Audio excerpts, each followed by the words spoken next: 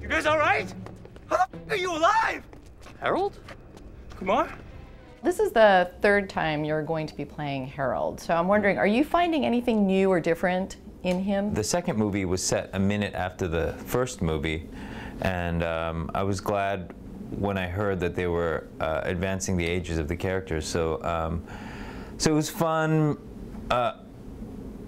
with the family dynamic. With Harold's married now, and they're trying to have a baby, and there's a really funny bit in the movie with his in-laws. Very frightening in-laws that come, and a lot of cultural misunderstanding jokes. So I felt that was some new stuff to play, although Harold and Kumar remain the same guys essentially. And to me, the movies continue to be, you know, a romance movie about these two men, you know, finding one another. Can you imagine Harold and Kumar like in the retirement home at some point? Yes, I think I can. Harold and Kumar get diabetes. Harold and Kumar sign up for Meals on Wheels. Harold and Kumar get hip dysplasia. Is there a line that Harold and Kumar will not cross? Because, I mean, this film, you've got like a baby on crack, climbing the ceiling, things like that. Is there a point at which there is a line that gets drawn? How dare you? It's not crack. It's just regular Coke.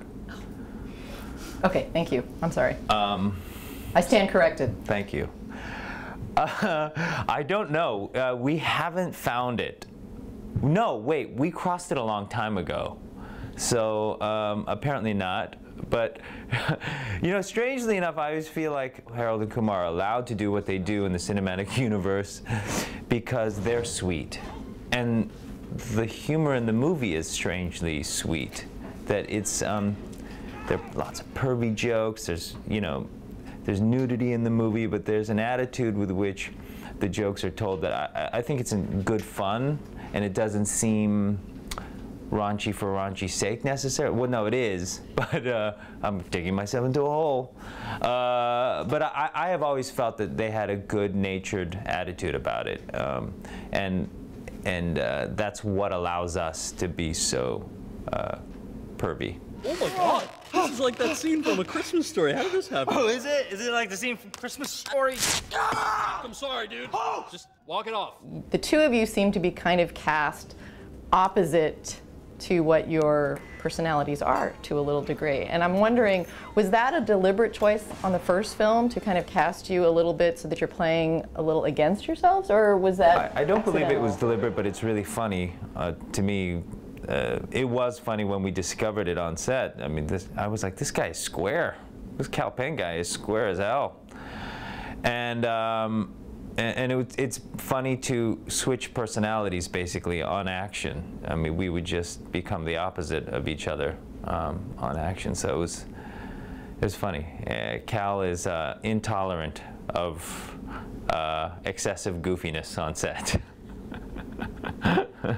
How does that play out then? You gotta let people work the way they work. But I think he got mad at me once during the first one. I did have this habit of slapping his ass right before action really hard.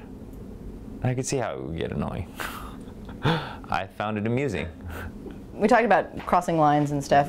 One of the things you guys do in the film is you do bring up a lot of kind of racial stereotypes. He's singled up. Hi, Kumar. Sorry, I don't date black guys. What? If you have a Korean and Indian guy as your leads, you must address race at some point in the movie. It's you mustn't. You must, because the audience is noting it, really. And the other thing is, I think comedy at its best treads in taboo waters a little bit, and it has to have a transgressive quality to it. And race is the biggest taboo in America. I mean, people are very reluctant to talk about race, and yet when you do jokes about race that work, people are very happy to release tension and laugh about it. But it has been interesting. I'll make an observation. During the first tour for the first movie, we were talking about race all the time with journalists, and it was almost like a process. And that, looking back, the first movie was more concerned with race, but we talked about it so much. I felt that it was in a way a way of justifying our presence in a motion picture. Like we had to talk it through. It was like a therapy session over the course of all these travels with all these journalists. And it's been interesting to note that during this third one, it comes up occasionally, but not very much.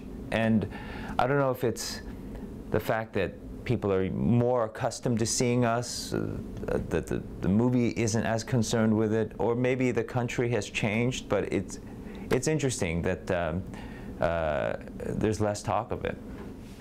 Do you think, I remember John Cleese once said that some people just need to be offended. Do you think comedy kind of has a role to do that? I need my comedy to offend, you know. I mean, that's my personal view is, and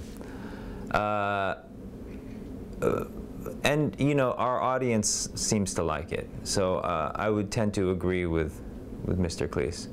Well, let me put it this way. I would never dare disagree with John Cleese. That's stupid. That's just stupid. And one last thing, let me just ask you about NPH. Neil Patrick Harris. Welcome to heaven. I'm Jesus. Jesus. Christ. I practically run this place. Oh, for reals? I mean, my dad owns it, but I'm kind of number one. You're one of those. Resurrecting him from the dead, essentially. Yeah. Yes. No, he resurrected himself. He's pretty much a supernatural being. He's like, yeah. What's the phrase? He's a literal Deus ex machina. Yeah. He's our second act magic trick, and he's back and he's fantastic, and you know we were able to do a song and dance number with him in this movie, which I really enjoyed. That's very. I didn't think that we get to do that, explore that skill set with him in our movies, but it was awesome. All right, thank you very much. Thank you so much. That was fun.